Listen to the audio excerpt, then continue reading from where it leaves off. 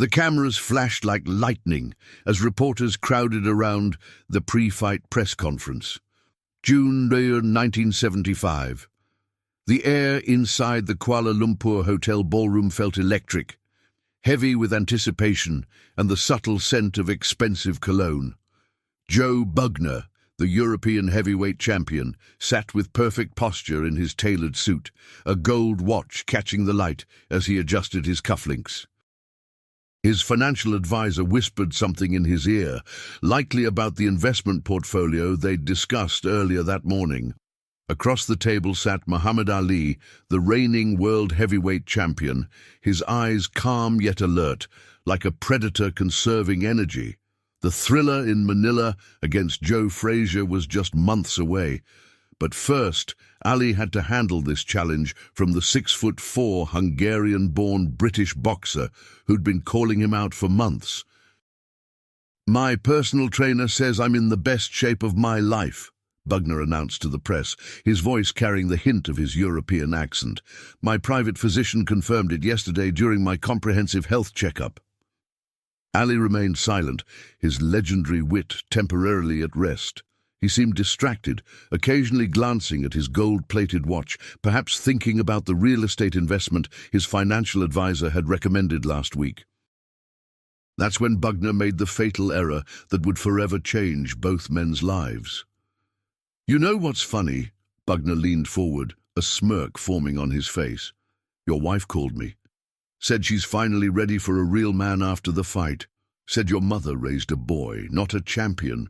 The room fell silent, not the comfortable kind of silence, the kind that feels like the moment before an earthquake. Ali's eyes narrowed, his jaw tightened, but he remained seated, perfectly still except for the slight twitch in his left hand. The insult was calculated, designed to provoke, to generate headlines. In 1975, family was everything to Ali. His commitment to his personal values, his religion, his heritage. These weren't just parts of his identity. They were the foundation of his personal brand. What happened next stunned everyone in that ballroom. Ali didn't explode. He didn't threaten. He simply stood, straightened his custom-tailored jacket, and walked out without a word. His silence spoke volumes. It wasn't the reaction anyone expected from the man known as much for his verbal jabs as his physical ones. "Did you see his face?" Bugner laughed, addressing the stunned reporters. The great Muhammad Ali, running away from words. Maybe he should consider getting some emotional intelligence coaching. Little did Bugner know that this moment would trigger a series of events that would transform both men's lives forever. One toward unprecedented personal growth, the other toward a humbling lesson about respect that no executive leadership seminar could ever teach. If this story has already made you feel something, however small, don't leave without giving back. Comment and tell me where you're watching this video from, and subscribe to the channel. The reporters scrambled to file their stories, fingers flying over typewriter keys, phone calls made to editors about the shocking development. Ali walks out after family insult. The headlines practically wrote themselves. What they didn't know was that Ali wasn't running from the fight.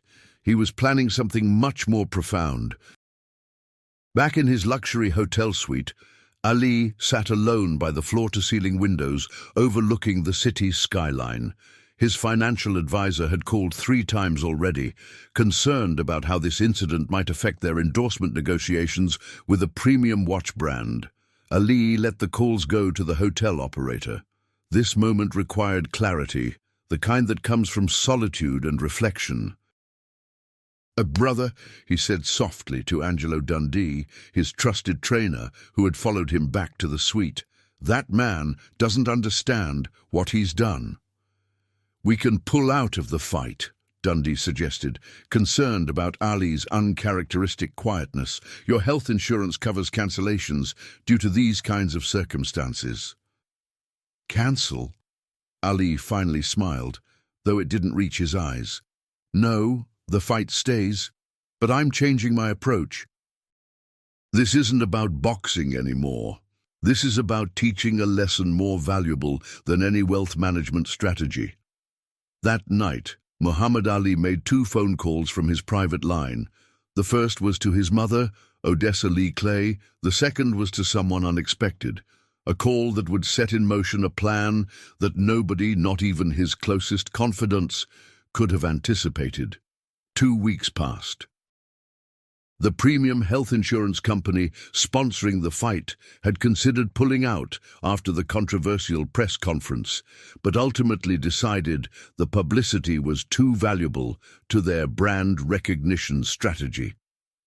Inside the private training facility Ali had rented in Kuala Lumpur, something unusual was happening.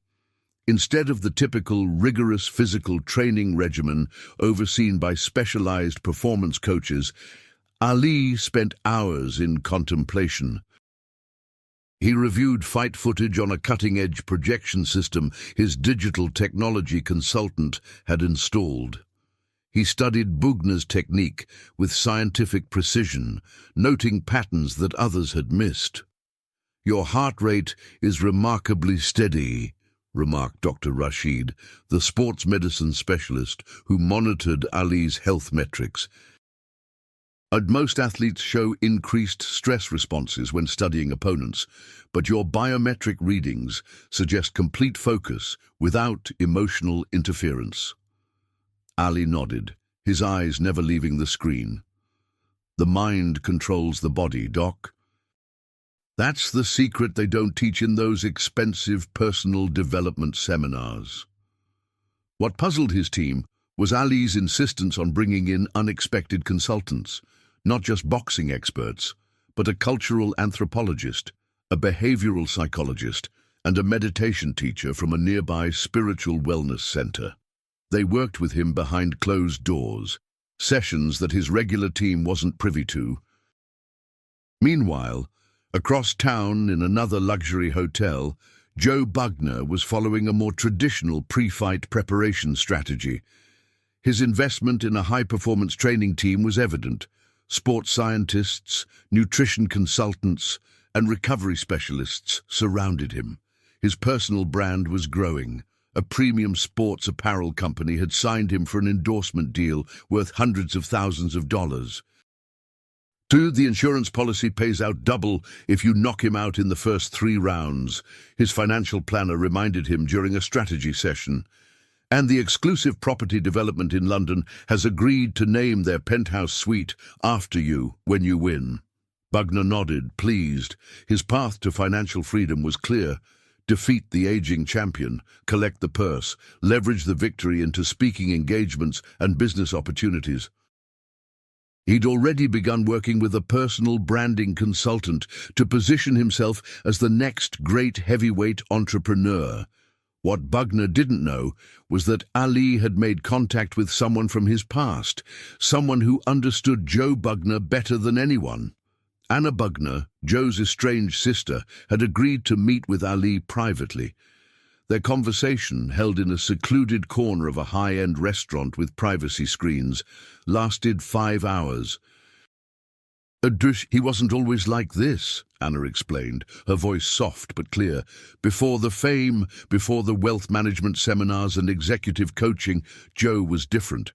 There was a moment that changed him, a childhood incident that shaped everything that came after." Ali listened intently, asking occasional questions, taking no notes. By the time they parted ways, he understood something fundamental about his opponent that no amount of fight footage could reveal.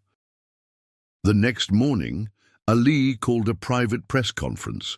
Only 5 selected journalists were invited, each required to sign a confidentiality agreement drafted by Ali's intellectual property attorney. What he shared with them would not be published until after the fight, but it would ensure they had context for what was about to unfold. "Tomorrow night isn't about boxing," Ali told them. "It's about something more valuable than any investment portfolio or luxury real estate. It's about the legacy we leave and the lives we touch. I'm not fighting Bugner. I'm fighting for Bugner." The journalists exchanged confused glances, But Ali offered no further explanation. That evening, in his hotel suite, Ali made one final call to his spiritual advisor. The conversation was brief, but appeared to center him.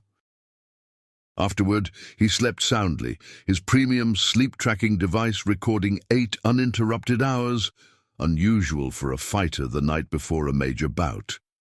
Across town, Bugner remained awake, reviewing his wealth management strategy, calculating the potential returns on the investment opportunities that awaited him after his victory. Sleep would come, but it would be restless, haunted by dreams he couldn't quite remember in the morning. The Merdeka Stadium hummed with 20,000 voices. Under the bright lights, the ring stood like an island of possibility, a 12 by 12 space where legacies would be defined and redefined. Celebrities and business moguls filled the premium ringside seats, their luxury watches and designer outfits creating a tapestry of wealth around the canvas. Joe Bugner entered first, his entrance choreographed by the same event production company that handled exclusive product launches for technology giants. He wore a silk robe emblazoned with the logos of his high-end sponsors, a premium health insurance company, an exclusive watch brand, and a luxury car manufacturer. His confidence was palpable as he climbed through the ropes, acknowledging the crowd with practiced charm. Then came Ali. No elaborate entrance, no showmanship. Just purpose in every step. The crowd, expecting the familiar Ali bravado, fell into confused silence. Where were the poems, the predictions, the psychological warfare that was as much a part of Ali's brand as his lightning-fast jab? As the fighters met in the center for the referee's instructions, Bugner couldn't resist one final attempt to unsettle his opponent. "Your investment advisor called me," he whispered, just loud enough for Ali to hear. "Says you should have diversified your portfolio more. After tonight, you'll need financial planning services." Ali's face remained impassive, his eyes locked not on Bugner's face, but somewhere deeper, as if looking through him rather than at him. The bell rang. Round one began with Bugner charging forward, unleashing a flurry of powerful punches designed to end the fight early, his premium knockout insurance policy motivating aggressive tactics. Ali, surprisingly, didn't dance away as expected.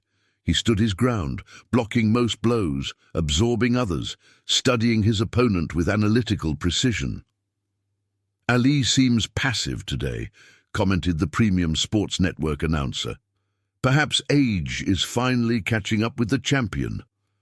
What the commentators missed was the subtle communication happening in the ring. Between punches, Ali was speaking to Bugner. Not taunting, not trash-talking, but saying things that caused momentary confusion to flash across the European champion's face. "Your sister Anna still keeps that photo of you winning your first junior championship," Ali said, as he blocked a right hook. Bugner faltered, his rhythm broken. "Und what did you say?" "She told me how you used to rescue stray animals before your father stopped you." The round ended with Bugner looking unsettled, returning to his corner with questions rather than confidence. Rounds 2 through 5 followed a similar pattern.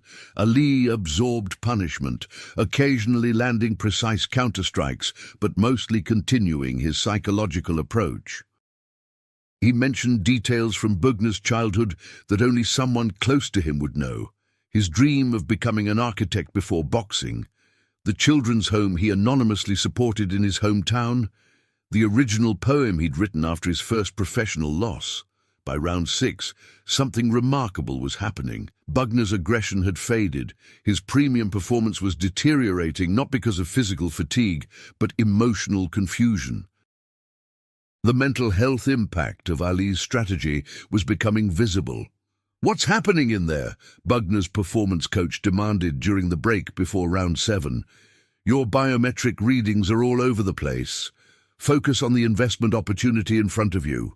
Bugner nodded, but his eyes kept drifting back to Ali, who sat calmly in his corner, requiring minimal attention from his team, his breathing techniques suggesting advanced stress management training. Round 7 changed everything. Ali finally began to fight with the skill that had made him legendary, not with anger, not with vengeance for the insult, but with calculated precision. Each punch seemed designed not to hurt, but to communicate. The premium health monitoring technology in Bugner's corner showed his heart rate spiking, not when taking hits, but in the moments when Ali spoke to him between exchanges. In round 8, something unprecedented occurred. After landing a perfectly timed combination that sent Bugner stumbling back to the ropes, Ali stepped away rather than pressing his advantage. He looked toward Bugner's corner and gestured for his opponent's trainer to check on him. The confused trainer entered the ring as the referee called a timeout. Ali approached them both. "He needs a moment," Ali said, loud enough for nearby cameras to pick up. "This isn't about the financial incentives anymore. This is about the man." The fight resumed with a transformation in the dynamics. Bugner was fighting differently now, still with skill, but the malice had disappeared. The crowd sensed the shift, though they couldn't understand it. The commentators struggled to explain what they were witnessing. In the 10th round, Ali finally unleashed his full arsenal, not with rage, but with respect. The combination was masterful, a testament to his premium athletic ability despite approaching his mid-30s. Bugner went down, not from a single devastating blow, but from the accumulated precision of Ali's attack. The referee counted. Bugner rose at 8, determined but transformed. The fight continued until the final bell, both men standing, both changed by what had transpired in that ring under the bright lights of Kuala Lumpur. The judges' decision was unanimous. Muhammad Ali retained his title, but the numbers on their scorecards couldn't capture what had really happened that night. The press conference after the fight broke every protocol in professional boxing. Instead of separate appearances, Ali requested that he and Bugner appear together. The luxury hotel ballroom was packed with journalists expecting fireworks, especially after the pre-fight insult that had generated global headlines. What they witnessed instead would become legendary in sports history. "Before we take questions," Ali began, his voice steady and clear, "I want to invite Joe to say something." Bugner stepped forward, his face showing the physical effects of the fight, but his eyes clear. The transformation in his demeanor was so dramatic that several veteran sports journalists later commented that it was like watching a different person. "I want to publicly apologize to Muhammad Ali and his family," Bugner said, his voice catching slightly. "What I said before the fight was unforgivable. It came from a place of insecurity, not strength." A murmur ran through the crowd. This wasn't the standard post-fight posturing they were accustomed to covering. "Today, Muhammad taught me something more valuable than any financial investment strategy or personal branding consultation could provide," Bugner continued. "And he knew things about me that I thought nobody remembered, good things from before fame changed me. Somehow, he saw the person I used to be, the man I could be again." Ali placed a hand on Bugner's shoulder, a gesture of support, not dominance. "Joe's sister Anna contacted me after reading about the press conference," Ali explained to the stunned journalists. She shared stories about the real Joe Bugner, the boy who wanted to build homes before he learned to destroy opponents, the teenager who wrote poetry before he wrote victory checks, the young man who visited children's homes before he visited premium nightclubs. The premium sports network's cameras captured the moment Bugner wiped away tears, something unimaginable from the man who had been so calculated with his provocations just weeks earlier. "During our fight, Muhammad didn't just beat me," Bugner admitted. He reminded me of who I am. Between punches, he told me things about myself that I'd forgotten in the pursuit of wealth management and luxury brand endorsements. The press conference continued for nearly 2 hours, evolving into something more resembling an emotional wellness seminar than a post-fight analysis. Reporters who had come seeking conflict quotes for their headlines instead found themselves taking notes on personal growth and authentic identity. 6 months later, the transformation remained evident. Joe Bugner, using his fight earnings, established a non-profit foundation focused on youth mental health support. His premium health insurance contacts became donors to the cause. The luxury watch brand that had sponsored him now funded scholarships for underprivileged children, showing promise in both athletics and academics. Muhammad Ali, preparing for his legendary Thriller in Manila against Joe Frazier, incorporated the lessons from the Bugner fight into his training. His financial advisor reported that Ali had redirected a significant portion of his investment portfolio toward community development projects. The most remarkable evidence of the transformation came 1 year after their fight. Bugner, who had returned to boxing but with a completely different approach to the sport, invited Ali to be the guest of honor at the opening of a community center in Bugner's hometown in Hungary. The center, designed by architects working pro bono through Bugner's connections, included both athletic facilities and educational resources. As they stood together at the ribbon-cutting ceremony, Bugner leaned over to Ali. "You could have destroyed me that night," he said quietly. "Not just in the ring, but in the eyes of the world. You had every right after what I said." Ali smiled. "Destroying people isn't how we build a better world. Sometimes the most powerful punch you can throw is forgiveness." The premium digital cameras captured the moment the two former opponents embraced. Not as fighters, but as men who understood that true strength comes from vulnerability and true wealth from how many lives you touch rather than how many luxury assets you acquire. The legacy of that fight extended far beyond boxing. Sports psychologists still study the footage. Wealth management consultants reference it when discussing values-based investing, and leadership development programs use it as a case study in emotional intelligence and authentic influence. The insult before the fight had been calculated to generate headlines. What happened afterward generated something far more valuable: change. If you've made it this far and felt every word, don't leave without subscribing. I tell these stories with my heart in my hand to reach people like you, who feel, who get emotional, who live. If this truly touched you, give back, comment, subscribe. Come be part of this family with me until the next video.